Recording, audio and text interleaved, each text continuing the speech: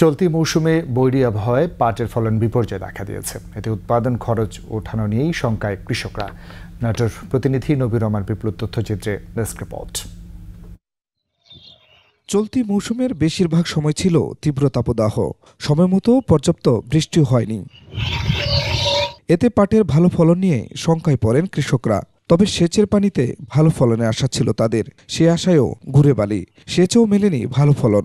পাট যে বুনেছি, পাটে খরা সব মরে যাচ্ছে, কুশাইল মরে যাচ্ছে। খরার কারণে পাটের ফলনও হলো না, খরচও বেশি। বর্ষা নাই, পানি নাই, নদী নাই, কিছু নাই। এই জন্য মনে করেন আমাদের পাটের ফলন ভালো না।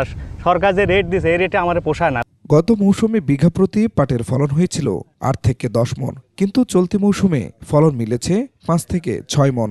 এতে লোকসানের শঙ্কা কৃষকদের। পাটে খরচ বেশি, বিঘাতে 15,000 মতো খরচ, আমাদের পাটের দাম নাই, আর কি দাম বেচতে হবে তার ঠিক নেই। পাটের বাজার যেই 2,000-2,500 টাকা মন পাট বেচে কামলার পয়সায় হয় না, জীবন চলে না। এভাবে কি কৃষি আবাদ করা যায়?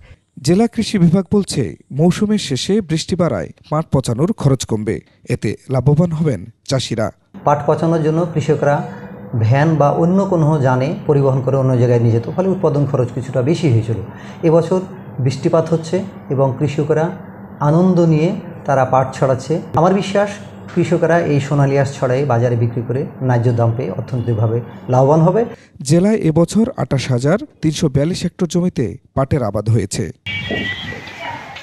খুরশিদ আলম মুকুল, ডেস্ক রিপোর্ট, 21 টেলিভিশন।